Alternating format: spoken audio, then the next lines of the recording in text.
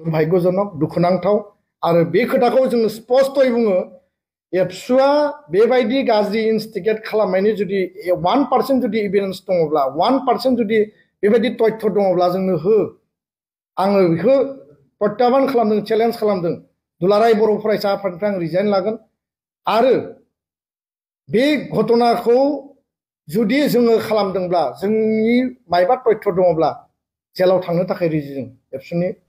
दाखालिनि जितु 29 नभेम्बराव जालांनाय BTC assembly बुफायनाय जाथाय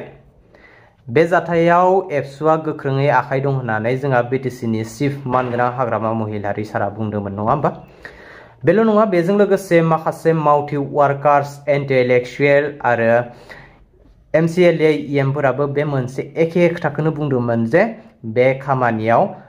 जालांनाय जाथायाव एबसुनि आखाइ दं होननानै दिनैहाय बिनिनो फिनजाथायखौ दुलाराय बर' फरायसा आफादनि आफादगिरि मानगोनां दिपेन बर' सारा होफैबाय नोंथांमोना मोजाङै खोनासंलां दुर्भाग्यजनक दुखुनांथाव आरो बे खोथाखौ जों स्पष्टयै बुङो एबसुआ बेबायदि गाज्रि इनस्टिगेट खालामनायनि जुदि 1% जुदि एभिडेन्स दङब्ला 1% जुदि बेबायदि तथ्य दङब्ला जोंनो हो आङो बेखौ प्रत्याबान खालामदों चेलेन्ज खालामदों दुलाराय बर' फरायसा आफादनिफ्राय आं रिजाइन लागोन आरो बे घटनाखौ जुदि जोङो खालामदोंब्ला जोंनि मायबा तथ्य दङब्ला जेलाव थांनो थाखाय रेडि जों एबसुनि मावथि बिबानगिरिफ्रा एबसु माने इउपिपिएल माने एबसु बे खोथाफोरा दिनैनि तारिखआव फैनोनो नाङा इसु भित्तिक मालाबा एबसुआ इउपिपिएलखौ मदद खालामदों बिनि मिनिङा बे नङा जे इउपिपिएल माने एबसु माने इउपिपिएल एबसुआ जाबाय जातीय संगठन एबसुआ जाबाय फरायसा आफाद इउपिपिएलआ राजनीतिक दल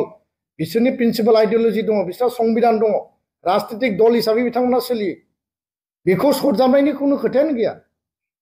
बिनि सोमोन्दोनि बाथ्राखौ बुंनायनि खोथायानो गैया जोंथ' बयखौबो बिदा फंबाय सानो पिसफुल प्रटेस्ट रेलि खालामदोंमोन आरो बे रेलि खालामनायनि गेजेरजों जोङो मोनसे थासारि नुबाय जे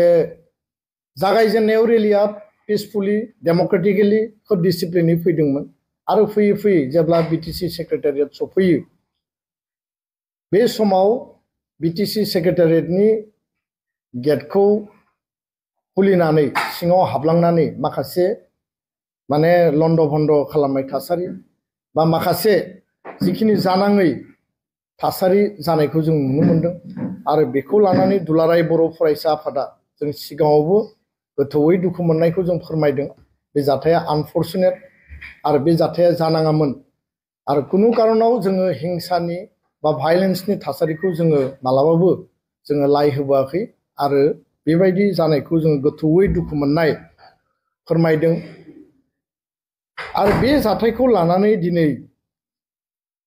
बिटिसिनि गाहाय बिथाङा दुलाराय बर' फरायसा आफादखौ थोंजोङै आसि थुनानै बेयाव दुलाराय बर' फरायसा आफादनि थोंजोङै लोब्बा दङ होननानै जोङो बुंनाय नुनो मोनदों खोथाया जाहैबाय स्पष्ट जे हारिनि खैफोदनि समाव हारिनि अलखदनि समाव ग्रुप अफ मिनिस्टारनि रिपर्टआ मा जागोन आरो रिपर्ट फैखांनायनि उनाव दिनै जोङो मा नुखो बेखौ लानानै गोबां स्तराव नट अनलि क'क्राझार धेमाजि लखिमपुर दुधनৈ उदालगुरि बाक्सा चिरां गोबां जायगायाव तामुलपुर बा सिसिटवा हिसाबै 10 नभेम्बराव जोङो सनापुराव 1 लाख मानसिनि गेदारिं खालामनानै जोंनि प्रटेस्ट जोंनि 14टा जनजातिनि अस्तित्वनि जि मोनसे रैखाथिनि थाखाय जे जोंनि खोथा जों बेखौ लाखिदों मोनद' हारिया गासैबो बिथिंजों जौगानाय गासैबो बिथिंजों बिसोरनि सुबुं अनजिमाया बारा 2 कौटि मानसिखौ 45 लाखनि सायाव जुदि दाजाबनानै होयोबा जाबसिननानै होयोबा जोंनि अस्तित्वआ मा जागोन बे खोथाखौ लानानै जों बयबो गोसोआव गिखांनाय सानखांनाय गासैबो बिथिंजों बे थासारिया सोलिगासिनो दङ दा दुलाराय बर' फरायसा आफादा मिरु हिसाबै जिल्ला आन्चलिक इउनिटजों हाबाफारि लायो आरो बे हाबाफारिया 27 तारिखआव स्ट्रिमलाइनहै माने टर्च रेलि माने बनजार लानानै रेलि खालामनाय आरो प्रतिबाद खालामनायनि हाबाफारिया स्ट्रंलि जालांबाय आरो सरकारा बेखौ लानानैबो एटेनसनाव गोलैदों राभा फरायसा आफादा खालामदों टिएमपिकेआ खालामदों गुबुन गुबुन जायगायाव खालामदों दा फैयै फैयै 29 तारिखआव जि जाथाय जाबाय बे जाथायाव जोंनि क'क्राझाराव थानाय गोबां माने कलेजनि आरो क'क्राझार इउनिभार्सिटि बड'लेण्ड इउनिभार्सिटि गुबुन गुबुन कलेज गासैबो फरायसा फरायसुलिया स्पन्टेनियासलि बेयाव ओंखारलांदों आरो बिथांमोना 25 तारिखनिफ्रायनो आन्दलन खालामदों साइन्स कलेजआ खालामदों बड'लेण्ड इउनिभार्सिटिया खालामदों क'क्राझार इउनिभार्सिटिया खालामदों गुबुन गुबुन कलेजआ हाबाफारिखौ लाबाय थादों गावबा गावनि माने प्रटेस्ट आरो फरायसा फरायसुलिनियाव गिखांनाय आरो सानखांनाय दङ जे जोंनि भबिष्यतआ मा जागोन जोंनि एडमिशन जोंनि रिक्रुटमेन्ट दा अल इन्डिया लेभेलावथ' दिनै जों जिखौ बुजिबाय एसटिआ मोनसेयानो पाके प्रकारेबाबो मोनद' हारिखौ एसटिनि शेड्युल ट्राइबनि पेकेजावनो सोनानै दोनबाय आसामावसो मोनथाम भाग खालामदों अल इन्डियायाव जों मोनसे मिनाया दिनै अल इन्डियानि इउपिएससि आइएस आइपिएसखौ कब्जा खालामो railway banking staff selection commission दिनै जुदि एम्सआव आइआइटिआव बा एनआइटिआव बा नोङो जुदि आइआइएमआव एडमिसन लानांगौबा जों गासैबो बिथिंजों जों धुलिसात जालांगोन गासैबो बिथिंजों जोंनि रावबो फरायसा फरायसुलिया बेयाव जागाखौ मोननाय नङा खारन सेन्ट्रेल इउनिभार्सिटिनिफ्राय जागायनानै कम्पिटिटिभ एग्जामाव मिनानि उनावनो दिनै टाया हमा फैगोन जोंहा टाया हमजों गाज्रि मोननो गोनां खोथा गैया किन्तु खोथाया जाहैबाय जे बिसोरो गासैबो बिथिंजों एडभान्स बिथांमोननि लिडारफ्रा बुंदों जे जोंनो इडुकेसननि रिजार्भेसन नाङा साख्रि बाख्रिनि रिजार्भेसन नाङा किन्तु एसटि माने गासैबो कटाखौ बिसोरो एन्जय खालायगोन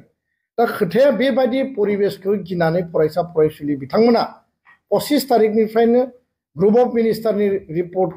फैगोनखौ प्रतिबाद खालामनानै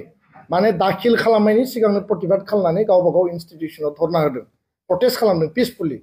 किन्तु बे खालि बिथांमोना जयेन्टलि हाबाफारि लादोंमोन आरो बे हाबाफारि लानायाव बे दुखुनांथाव जाथाया जानानै थांबाय जोंखौ दिनै दाय होनाय नुदों बिटिसिनि चिफ बिथाङा जोंखौ दाय होदों जे बे घटनायाव एबसुआ जड़ित दङ एबसुनि थाखायनो जादों दुलाराय बर' फरायसा आफादा स्पष्ट बुङो दुलाराय बर' फरायसा आफादनि मिरुनि बे हाबाफारिया लानाय हाबाफारि नङामोन किन्तु एबसुआ गावनि लेभेलाव आन्दलनखौ खालायबाय थादों नाथाय फरायसा फरायसुलिनि जि इमोसन आरो जि सेन्टिमेन्ट जोंनि कलेज इउनिभार्सिटियाव एबसुनि इउनिट कमिटि दङ आरो कलेज इउनियन बडि इउनिभार्सिटि इउनियन बडि दङ बेयाव बर'जों लोगोसे राभा फरायसा आफाद गार' फरायसा आफादबो दङ आरो गासै ट्राइबेल फरायसा आफादानो ट्राइबेल स्टुडेन्टनि मुभमेन्ट हिसाबैसो प्रटेस्ट हिसाबैसो बिसोर अर्गानाइज खालामदों जोङो बिथांमोननियाव दाय होनो नागिराखै बे भायलेन्स जानाया गाज्रि जादों बेखौ खालामनाङा किन्तु बे जोंनि इउनिट कमिटिफ्रा आनसलिक अफिसनिफ्राय थांनाय सप्ता खनसे 10 दिननि सिगांनिफ्रायनो प्लेकार्ड फ्लेग बेनार लानानै बिसोरो बुंदों जे जोंबो प्रटेस्ट खालामगोन गावबा गाव आनसलिकआव माने कलेजाव गावबा गाव इउनिट माने जि कमिटि इउनिभार्सिटि दङ आरो इउनियन बडि दङ गुबुन गुबुन ट्राइबेल फरायसा आफादजों जोंबो प्रटेस्ट खालायगोन जोंनो फ्लेग नांगौ जोंनो पस्टार नांगौ जोंनो प्लेकार्ड नांगौ दा बिथांमोना लानानै फैदों आरो डेफिनेटलि बिथांमोना रेलियाव एबसुनि फ्लेगखौ लादों इन्डियान फ्लेगबो लादों राभा फरायसा आफादनि फ्लेगबो लादों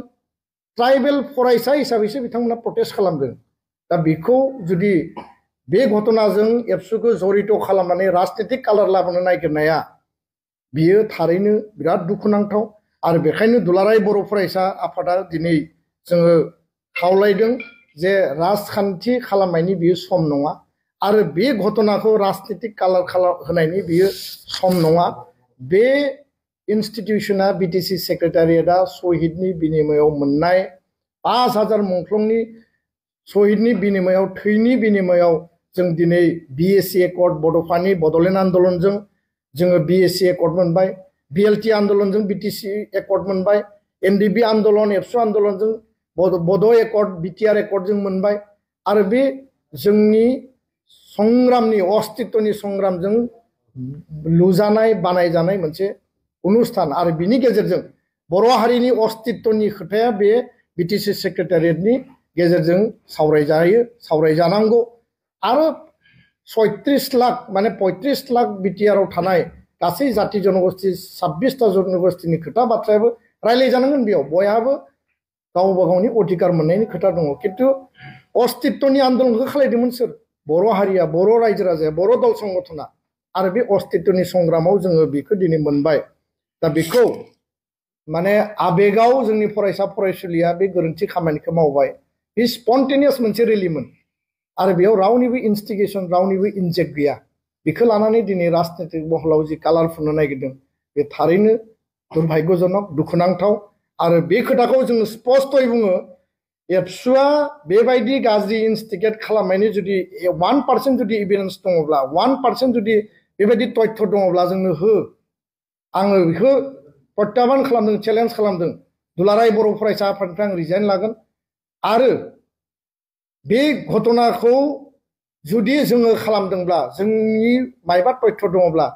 जेलाव थांनो थाखाय रेडि जों एबसुनि मावथि बिबानगिरिफ्रा बेबायदि समाव राजखान्थि खालामनायनि थासारि खालामनाङामोन बे जोंनि थाखाय दुखुनांथाव बरन्स जोङो हाग्रामा महिलारि बिथांखौ थांनाय समाव जोङो खौसेथिनि थाखायसो खावलायबोदों खौसेथिनि थाखायसो जों रायलायबोदों आरो 2005 सनाव बिटिसि एकर्डनि उनाव मदद खालामनाय नंगौ माखासे समाव इस्यु भित्तिक इउपिपिएल दलखौ मदद खालामदों आरो 2005 सनावबो हाग्रामा महिलारिखौ जों मदद खालामदों दा एबसु माने इउपिपिएल माने एबसु बे खोथाफोरा दिनैनि तारिखआव फैनोनो नाङा इस्यु भित्तिक मालाबा एबसुआ इउपिपिएलखौ मदद खालामदों बिनि मिनिङा बे नङा जे इउपिपिएल माने एबसु माने इउपिपिएल एबसुआ जाबाय जातीय संगठन एबसुआ जाबाय फरायसा आफाद इउपिपिएलआ राजनीतिक दल बिसोरनि प्रिन्सिपाल आइडियोलजि दङ बिसोरहा संबिधान दङ